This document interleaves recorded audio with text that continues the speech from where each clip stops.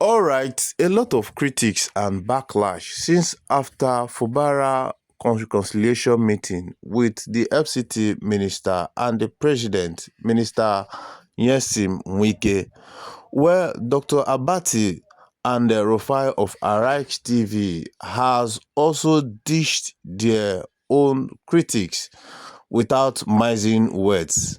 Aisha Yusuf was not left behind. Let's watch some of the critics and let's get to hear what they said about this reconciliation meeting. Fubara meeting with Wike. Look, what Fubara has done is just to do an unconditional release or unconditional surrender to exhibit his cowardice. I know that before now he had gone to London to see the president and all that. He's been busy begging. Okay, so what he has done is to cop out. All those people that I see there, I know many of them. I haven't seen anybody there that is Fubara's camp. It's, Nyesom Wike's camp dominating the meeting. So what it means is that Fubara has done an unconditional surrender. What are the details of that surrender? We would like to know. Has he now agreed that he will bow down, kowtow to the Godfather after the fashion of the Adelabu, matter in Oyo State? Has he also kowtowed to the extent that whatever the Godfather says is what you will agree? We would like to know what the details are. And where does this leave all those youths saying, we are fighting for Ijaw nation, we are fighting for Fubara, and those stomach-driven elders who were coming on television to defend Fubara? Did he consult them before going there for this unconditional, for this surrender that he has done? However, everybody is driven by their stomach, what they will eat, whether Godfather or the Godson, and all that. So maybe we should just look for what will happen next. Maybe now they will reinstate Fubara and he will go back and be governor and he will be the one to control the budget, that the National Assembly, the Senate has passed in line with Section 11. And then, of course, there will be peace hereafter. This is all about character. This is all about the politics of Nigeria and the role of godfathers. This is all about, after all, this same Fubara told us that he doesn't need the position. What he has shown, what he has demonstrated, looks like serious desperation.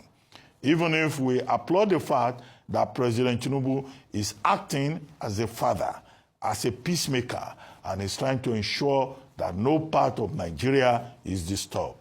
Where does he leave Ibo Kete Ibas, who is, enjoying the position? He's from your state. All these cross-river people trying to go and do long truth in River State.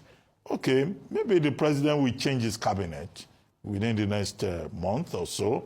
He can always find something for him. He can always make him ambassador because he has shown that he's a man that can be used to pursue whatever agenda, big men ask him to pursue. They will find something for him.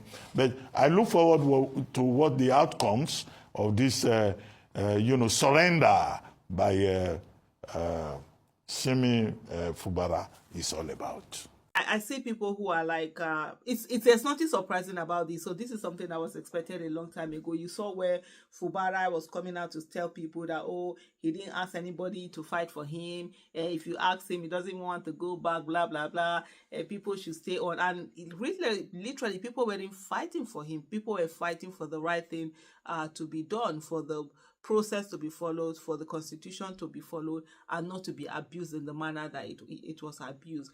You saw when the Rivers women had done a walkout on the wife of the administrator of Rivers State, and he would come out. There were some statement that he made. So in all, we knew that was going to happen along the way. And like I'll say to some people is that, Fubara at the end of the day didn't have what it takes to be able to carry the fight on. And so this comes from someone whom he didn't fight to get to where he is. He just was, he just was put in there. somebody bought form from him, somebody helped in campaign, somebody forced people to vote for him and he went in there. So there's no really fire, unlike someone who is tested, who has gone through, tried and tested, who has really had to fight for what he has. It is always different.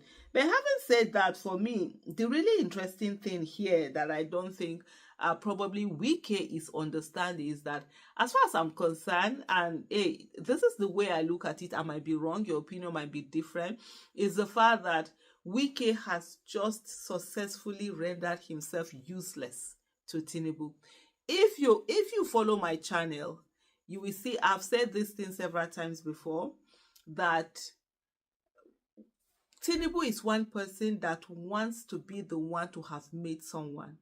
So if you are self-made, you are a threat to Tinubu. If Tinubu is not the one who made you, you are a threat to him. I don't think he doesn't want to be beholden to anyone. A lot of people, of course, you don't want to, because that's so much power that someone will have over you. So usually what Tinubu will do is to bring someone who ordinarily will not be there without him, put him there, and while he puts you there, you must never think of an ambition beyond your own. So what I think has happened right now is that Wike he might not know he's smiling. I saw the pictures, I saw some of the videos where he's just smiling sheepishly. What he hasn't realized is that he has rendered himself literally non-useful where Tinubu is. And I'll explain.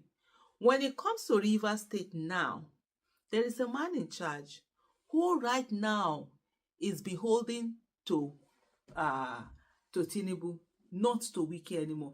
Initially, when Wike had put Fubara in power, he was beholden to him because he was the master that helped him. But now, Tinubu has been able to show without any reasonable doubt that indeed he is the master that needs to be worshipped, because he's the one reinstating, that will reinstate Fubara when this reinstatement happens, right? And so Fubara's loyalty is going to go to the bigger master. Who is the biggest master now?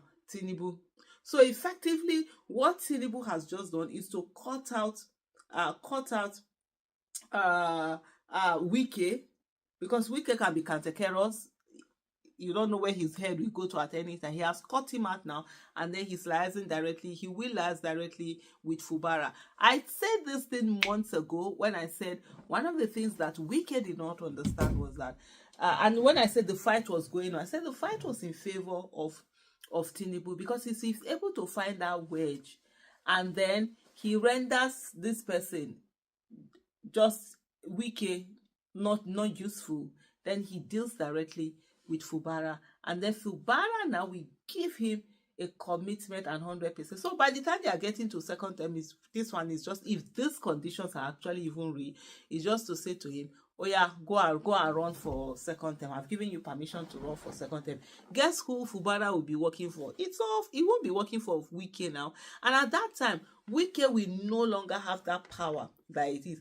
Along the line, Wike would understand this whole thing playing, because one of the things is that Wike thinks he is at the table. He hasn't realized that he's the menu on the table. He's not at the table. He's actually on the table, and he's part of the menu.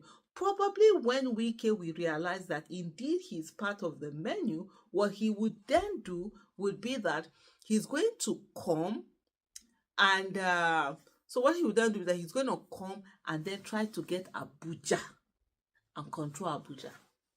As regards Fubara and Wike, the truth is, they will always settle their fights. In the first place, the fight was about the resource of the states. Now, they've been able to twist Fubara. It just shows that Fubara couldn't fight the hegemony, so he went on a wild goose chase.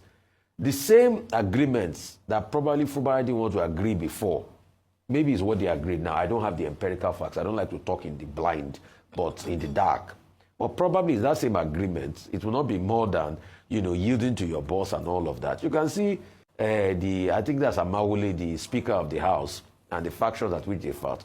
So all of them are singing Kumbaya today, and it's all over. For good measure, the question we ask Fubara is that, will you just now go ahead to join APC so that we just know that you have potted fully? Or, because I don't know or you still want to do this amorphous relationship that your boss, Wike, does, that is one leg in, one leg out.